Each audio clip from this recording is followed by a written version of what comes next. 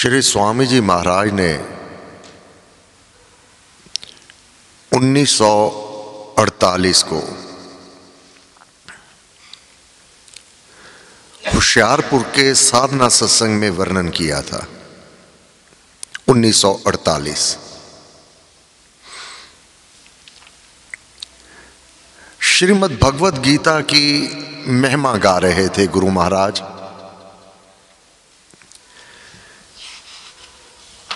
और स्वाध्याय के लिए अपने सम्मुख उपस्थित साधकों को, जो साधना सत्संग में सम्मिलित थे, उन्हें संबोधन करते हुए सन्मार्ग देते हुए और उनके उत्थान के लिए जिस उद्देश्य से साधक साधना सत्संग में सम्मिलित हुए थे, श्री स्वामी जी महाराज सचेत करते हुए उनसे वर्णन किया।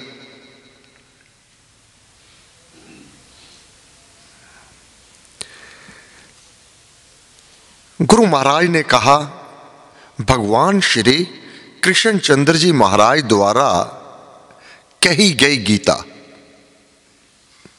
बहुत महान ग्रंथ है। जब साधक श्रीमद् भगवत गीता को सम्मुख प्रकाश करे, उसमें जो शक्ति है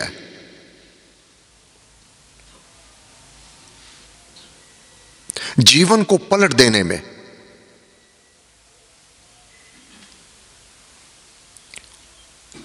उस पर विचार करते हुए बड़ी भावना के साथ उसे नमन करे।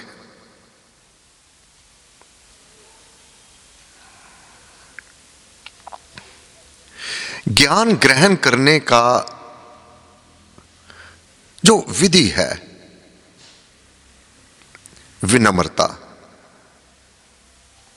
और जिज्ञासा,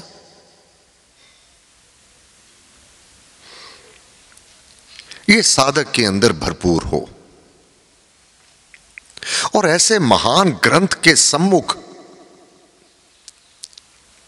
उससे ज्ञान होना, ज्ञान प्राप्त करना बहुत ही भाग्यवंत पुण्यकर्मी का यह काम है। गुरु महाराज ने कहा, इस श्रीमद् भगवत गीता से 1, 2, 4, 10, 20 नहीं, अनगिनत अनेकों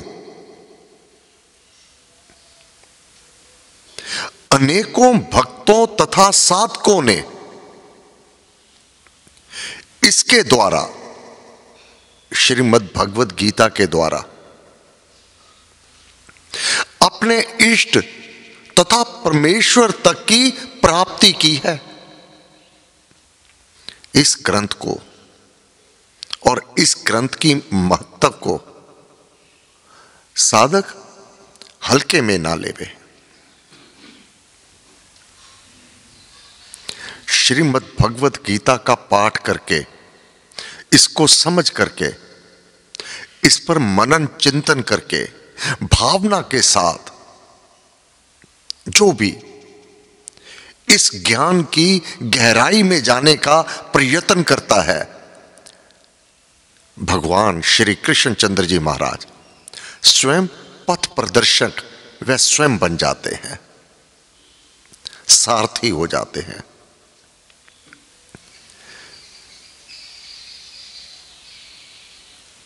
इसके भक्ति भाव पूर्ण भावना के साथ पाठ करने से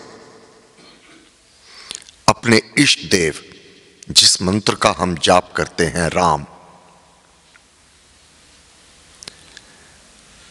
इसकी प्राप्ति, इसमें विलय हो जाना, उस देव आदिदेव के धाम को प्राप्त करना,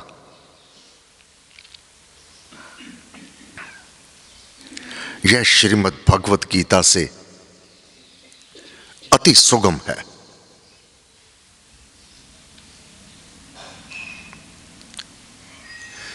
गुरु महाराज ने कहा,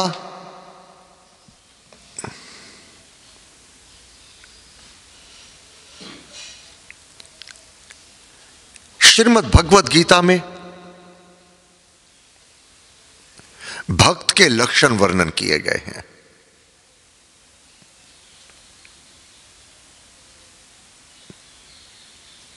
आदर्श पुरुष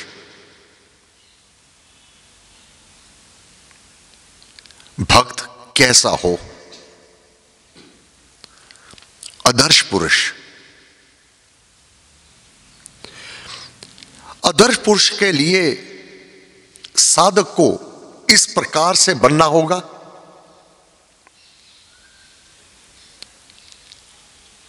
आदर्श पुरुष को भी श्रीमद् भगवत गीता में भक्त कैसा हो, अलग अलग अध्यायों में विभिन्न नामों से उसके पुकारा, उसे संबोधन किया। जिस प्रकार दूसरे अध्याय में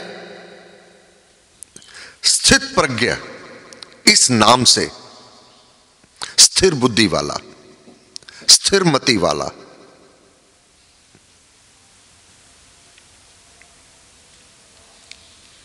भक्त को इस नाम से संबोधन किया। स्थिर मति, स्थिर बुद्धि, ऐसा मेरा भक्त मुझे प्रिय है। तो ये गुण, स्थिर बुद्धि होना, स्थित प्रज्ञ, इसके भीतर जो भी दूसरे अध्याय में वर्णन है, साधक प्रयत्न करे कि मेरा जीवन ऐसा हो जावे। स्थिर आसन से, स्थिर पैर से, स्थिर पैर, स्थान स्थान पर ना भटकना। परम पूज्य श्री प्रेम जी महाराज सुबह कहीं गए, सायंकाल कहीं गए, भटक जाया करते हैं।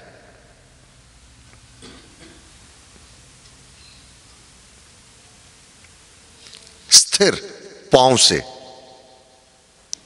अर्थात जो द्वारा निर्णय करके चुन लिया, वहीं से सब कुछ प्राप्त होगा। अन्यथा भटकना इतनी हो जावेगी, ना इधर के रहे ना उधर के। लुधियाना का यह प्रवचन था परम पूज्य श्री प्रेम जी महाराज का। श्री स्वामी जी महाराज ने कहा, यह अपाचन, घर में पेट भरा हुआ परंतु बाहर रेहड़ी पर भी वह चटपटा, उसके लिए ललायत होना और खाना अपने स्वास्थ्य की हानि करना है। इसी प्रकार अध्यात्म मार्ग में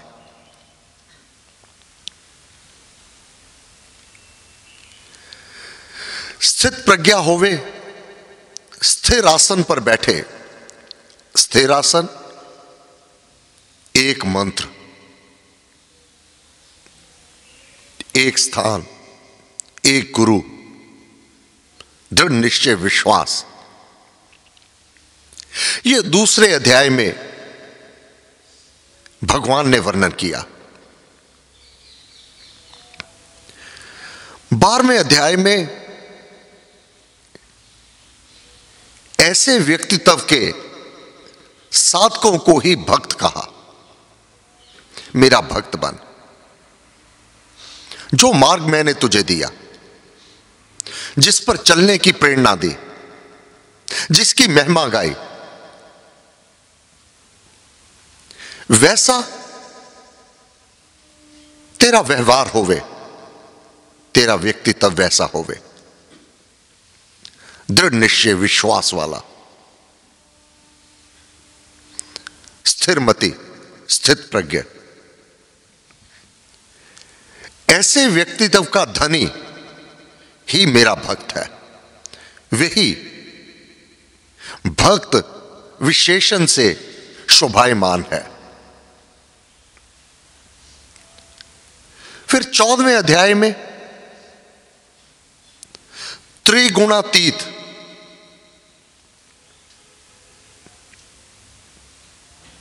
तीन गुणमयी सृष्टि, तीन गुणमयी प्रवृत्ति,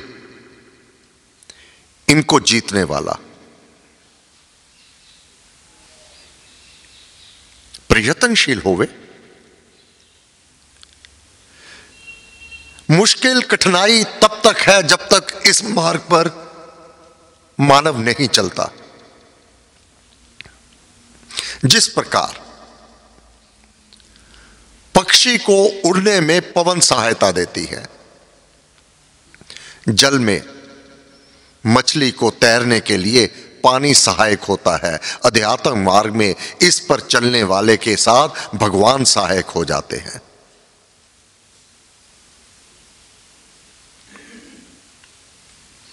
सोलहवें अध्याय में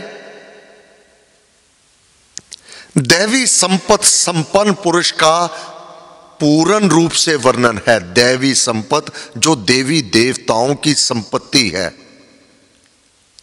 उनका व्यवहार कैसा होगा। देवी देवताओं का वे शंकाशील नहीं होते, दृढ़व्रती होते हैं। उनमें निर्भयता होती है। डर नाम का